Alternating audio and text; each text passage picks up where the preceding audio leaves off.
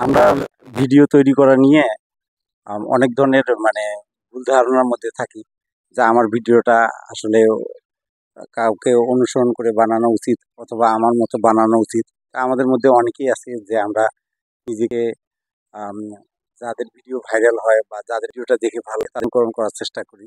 তা আসলে প্রত্যেকটা মানুষ ইউনিক এবং প্রত্যেকের একটা আলাদা সত্তা আছে এবং প্রত্যেকে কিন্তু তার মতো করে সে সুন্দর। তো আমরা যখন ভিডিও তৈরি করব, আমরা আমাদের মতো করে ভিডিও তৈরি করব এবং একজন আরেকজনের মতো যে ভিডিও তৈরি করতে হবে এবং কাউকে যে ফলো করে করতে হবে, এরকম করার কোনো প্রয়োজন নেই। প্রত্যেকের একটা আলাদাভাবে কথা বলার বৈশিষ্ট্য আছে, আলাদাভাবে প্রেজেন্টেশন করার ব্যবস্থা আছে। তো যদি আমরা সুন্দর ভিডিও তৈরি করি এবং আমাদের মতো করে যদি আমরা নিজস্ব কনটেন্ট দিই, তাহলে কি হবে যে আমাদের ভিডিও দর্শকরা যারা দেখবেন, তারা কিন্তু আমার ভিডিও দেখে লাইক করবেন, কমেন্ট করবেন এবং শেয়ার করবেন। তো অন্যের ভিডিওর মতো আমাদের ভিডিও সুন্দর করার জন্য আমরা যদি একজনকে কপি করি, সেক্ষেত্রে কিন্তু ভিডিওটা ভালো লাগার চাইতে খারাপ লাগবে। কারণ যেকোনো জিনিসই কপি করা জিনিসটা খারাপ। আর যেকোনো জিনিসে কিন্তু যদি ভিডিওটা যদি চেঞ্জ করা যায়, ভিডিওটা যদি পরিবর্তন করে করা যায় এবং একটু ইউনিকভাবে করা, তাহলে কিন্তু ভিডিওটা দেখে ভালো লাগে। তো আমরা সবাই চেষ্টা করব যে অন্যদের চাইতে একটু আলাদা ধরনের ভিডিও দেওয়ার জন্য এবং যে ভিডিও থেকে নতুন কোনো মেসেজ দেওয়া যায়। এবং সবচেয়ে বড় কথা হলো যে বর্তমানে অনেকেই আছেন যে কপি ভিডিও করে কাজ করতেছেন। অর্থাৎ আরেকজন কিভাবে কথা বলে বা যার ভিডিওটা ভাইরাল তাকে খেয়াল করে ওই জাতীয় ভিডিও দিচ্ছেন। তো এতে করে কি হচ্ছে যে আমরা ভিডিওটা দেখলেই বুঝতে পারতেছি যে আমরা অমুকে ফলো করতেছি বা তার মতো করে ভিডিও দেওয়ার চেষ্টা করতেছি।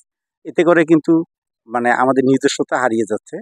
তো প্রত্যেকে চেষ্টা করুন যে নিজের মতো ভিডিও দেওয়ার জন্য। আর পাশাপাশি হচ্ছে যে আ আমরা যে কনসেপ্টের উপরে ভিডিও দিব, ওই ভিডিওটা জানি মানুষ দেখে শিখতে পারে কিছু।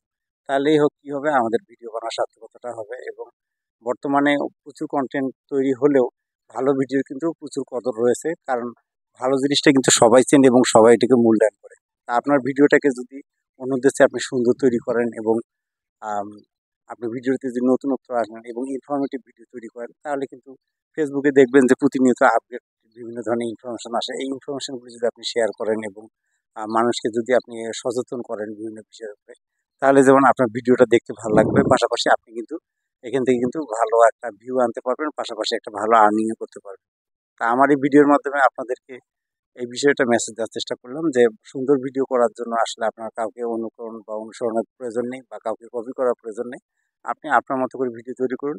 প্রত্যেকেরই একটা নিজস্ব কোয়ালিটি আছে যেটার মাধ্যমে আপনি নিজেকে উপস্থাপন করতে পারেন এবং আপনার ভিডিও থেকে যখন আপনি নিজস্ব ভয়েস দিয়ে ভিডিও করবেন এবং আপনার নিজের কোয়ালিটিগুলো তুলে ধরবেন, ১ম দিকে ভিউ না হলেও একটা পর্যায়ে কিন্তু আপনার ভিউ বাড়বে এবং এখান থেকে কিন্তু আপনি একটা ভালো আর্নিংও করতে পারবেন। তো হতাশা না করে নিজের ভিডিও কনটেন্ট করতে থাকুন, নিজের কনটেন্ট দিতে থাকুন।